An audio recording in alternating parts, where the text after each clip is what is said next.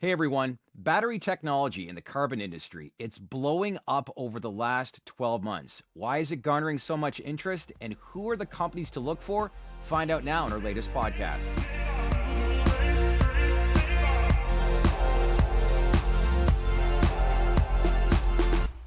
Hey everyone, welcome to the Dales Report. And today I'm happy to be joined with V. Bond Lee. He is the Chief Technology Officer of a company called St. John Carbon. V. Bond, how are things?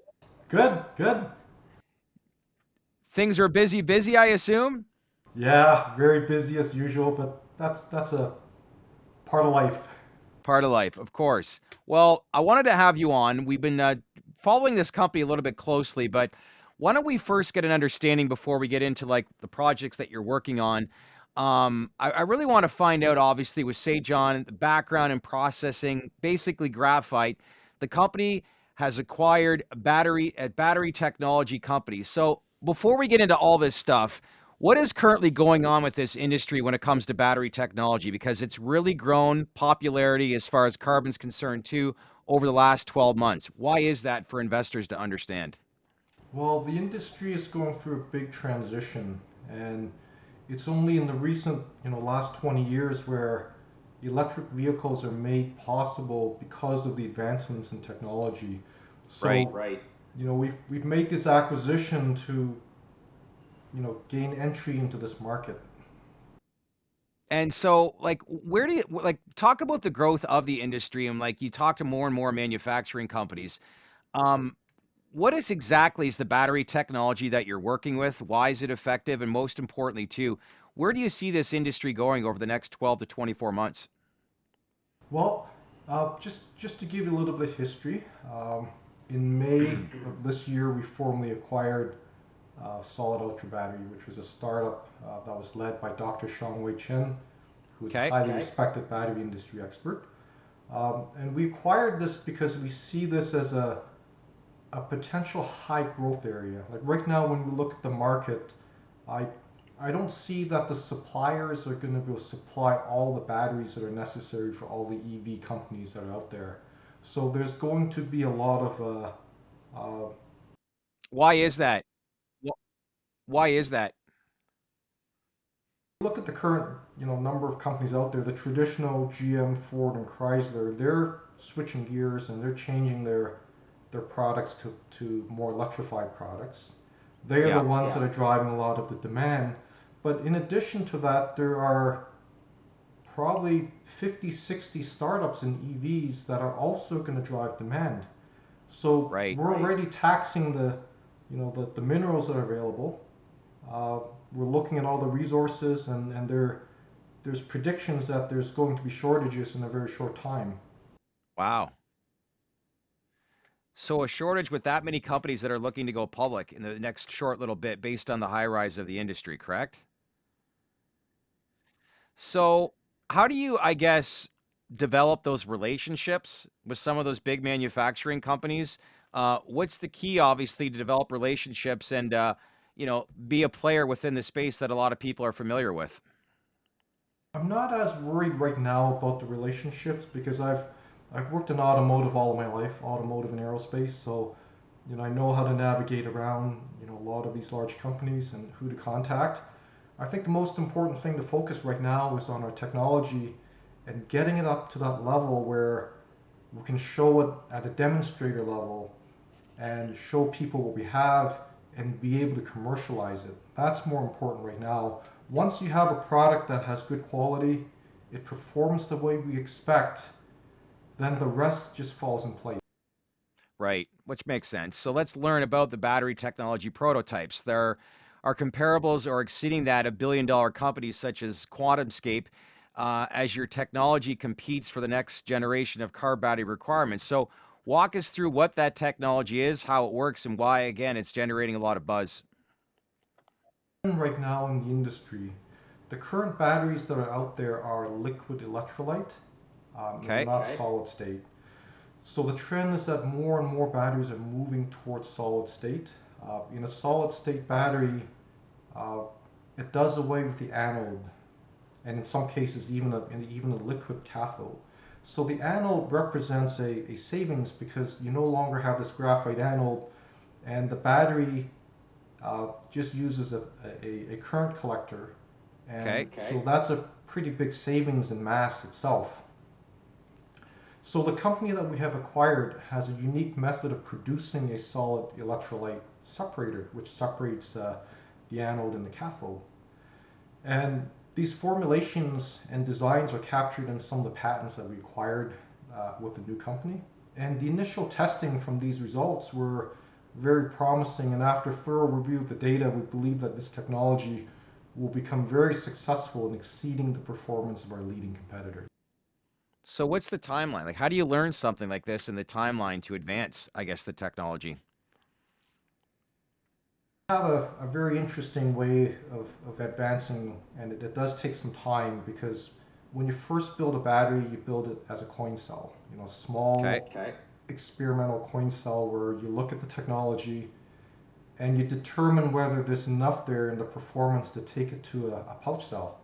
So we've reviewed all the coin cell data, reviewed some preliminary pouch cells, and then the next logical step for this company we acquired was to actually build a small plant where we can start to prototype these pouch cells and take it to a larger scale. And we would build some batch manufacturing, and then we would test this, to the.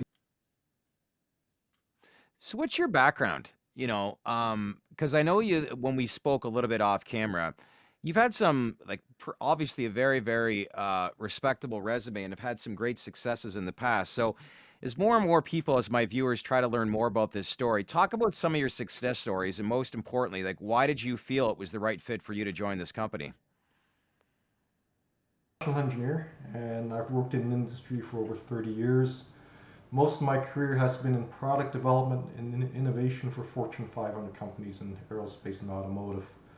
So What are some of the companies if you I want to push back a little bit. What are some of those Fortune 500 companies that you were with? I've worked for Magna, I've worked for General Electric, I've worked for United Technologies, Goodrich Landing Yeah. Gear, Sumitomo. So those companies all gave me pretty good learnings and trainings, and it's always been in product development. So in product development, it's never ever a regular day. There's always something new you have to launch. You're always, utilizing capital, using money to make more money, right? Right. And so with that experience, I wanted to try something that was even more, I guess I would call it more extreme in the product development side, where you've got some really interesting talents you have to put together, different facets in engineering that has to be put together Yeah. to make this work. So that's why I picked a solid ultra battery and St. John Carbon as a company to lead into this era. Where do you see, I guess, the company going in the next, like, where is the growth opportunity over the next 12 to 24 months? I think the battery technology is solid. I've looked, I've compared with competitors, I've done some benchmarking, and I think in the next 12 to 24, we're actually going to move into more of a validation and production phase. Okay. I don't see us getting into electric vehicles immediately, but I do No. see an avenue there as we start to validate our product and certify it and get the product specs out there that eventually we're going to get into the EV market. So, outside of automobile, what are some notable industries that we will see for those trying to learn about where we're going with society in general and our lifestyles? What are some of the things that come to mind that you'll benefit from? Drones is one. Uh, One of the challenges in drones today is drones, because they are rotorcraft, uh, it requires all that energy to sustain lift, as opposed to, let's say, a fixed wing drone. So we have a couple of opportunities with other startup companies where we could test our technology on fixed wing drones and bundle that with other innovative technologies out there. S- Consumer products is another, such as electric mobility, e-bikes. Okay. There's some very strong opportunities there where the batteries aren't as big as an electric vehicle battery. So even Mm, for a drone, the battery would probably be fairly small. We'd probably run, 48-volt systems or 24-volt systems. When it comes to building an EV, like a car battery, you're in the 800-volt range, uh, maybe hundreds of cells put together. So that requires some time to get there. And it requires some time to build up the expertise and build up the plant to even consider building something like that. Well, I asked this question because, I look at your company right now. You've got leading technology. I brought up the company QuantumScape. Everybody always wants to be in that next opportunity before it actually becomes big. But, you know, some of the management team that I have spoken with has talked about the comparables in your technology and how it's just as effective, if not more. And then you brought up obviously an example of a company that's a $15 billion market cap company. Some of their board members consist of, say, people like Bill Gates. So, is your battery comparable to what they're doing when you look at a company of that size? Look at the performance, I think absolutely. You know, the when you look at the battery, it all comes back down to the basics, right? Okay. The charging speed, the energy density, the cyclability, and the safe operations. And if you look at your technology and you're matching your competitor with those performance results, then I would say, the technology is very compatible, right? And Yeah. comparable. And I think one of the things uh, that we'll start to publish once we get our pouch cell data out there, um, it's going to gain a lot of attention because, you know, a small company like us are able to provide products with that type of comparable result.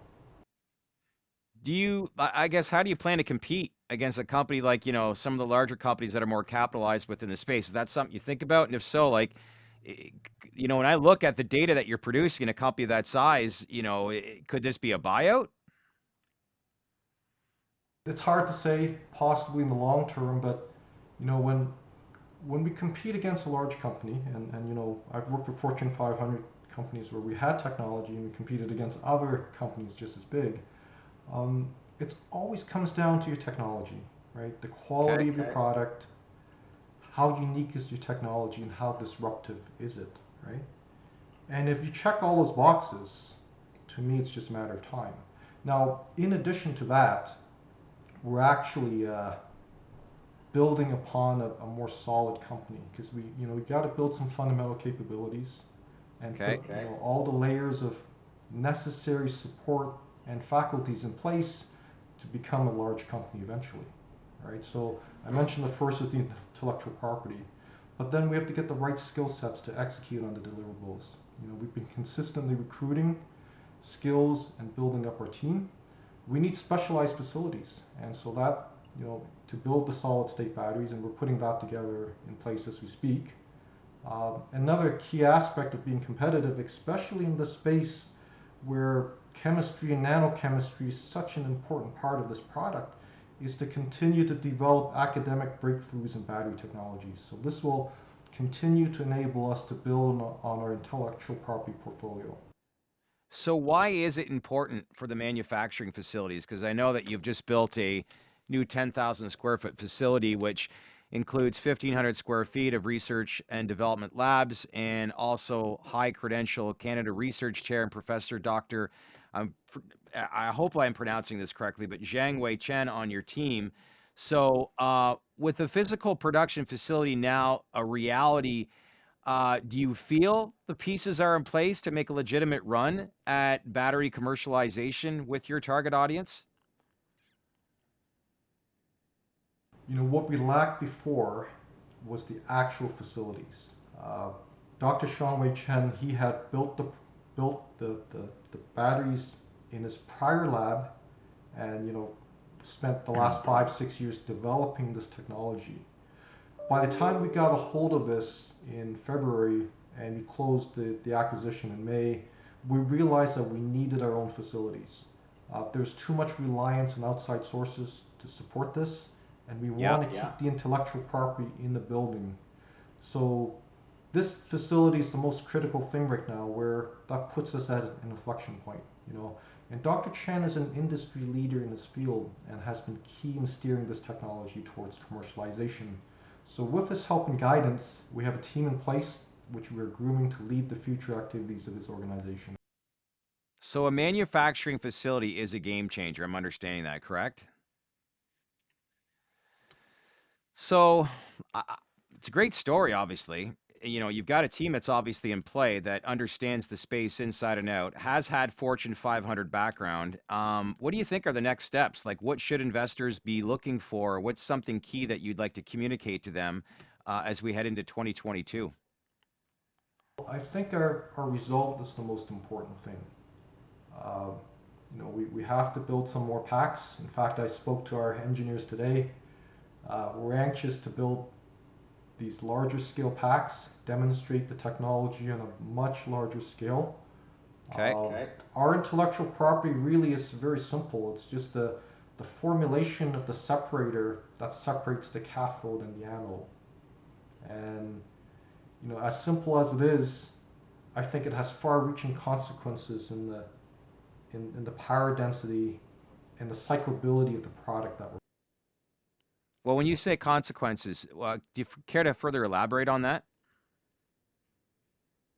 we uh, we know in the lab this works. We know in small pouch cells this works, and it really is iterating and fine-tuning the process of building these cells. So, but once we get there and we can replicate the results that we've seen previously, um, those are good consequences. Right. You've had some pretty notable names that have invested in this company. What do you think the message was sent to them that, got them obviously interested in the company for obviously retail investors that are watching this that might find it interesting? A, a mining processing company uh, directly into, we entered the market in battery development, and we're going to, further this and become a battery production facility. So I think our investors are getting probably another angle of product and service that we would offer. So, so that is probably what is, you know, we provide value in that, we have a more diverse product background. Right. But it's based a lot on the technology. So you go from a mining company to basically a battery technology company. As I'm still trying to understand how this works, why is a decision like that made? Help me better understand what the process of that is, and most importantly, the growing trends that we can expect moving forward with this industry. It's one that lines with what it's near and dear to our hearts. When we started out as St. John Carbon, we were actually separating carbon from ore. So we have processes now that can take ore, graphite ore, and we would put it through a dry circuit, and we could purify graphite to 95, 97% just by airflow. Okay. And typically that graphite is then purchased by battery companies and put into anodes, uh, and that would you know be used in manufacturing of a typical battery used today. They either use synthetic graphite or natural graphite. Natural graphite seems to perform in a very interesting way. Um, so we realized that as we look at the development of batteries, that in the evolution of batteries, that in a few years from now, maybe 10, 15 years, the graphite anodes may be phased out. And as we look at our competitors like QuantumScape, they Yeah. have got rid of the graphite anode. Uh, Solid Energy, they got rid of the graphite anode. So that's the trend that's happening. And when that happens, then the graphite processing that we would do will probably no longer be as applicable to the battery industry. Ah, okay. Logical transition is to actually look into technology beyond that. Right. Have you had conversations with government officials on the model that you're building? Because this is obviously a top priority for them globally, is it not? And we've been engaged in quite a bit of discussion with government officials. We are also starting to engage in discussion with regards to graphite separation because that process is still in high demand. And Why is it in high demand? well, because you have to get the graphite out of the ground, right? Mm-hmm.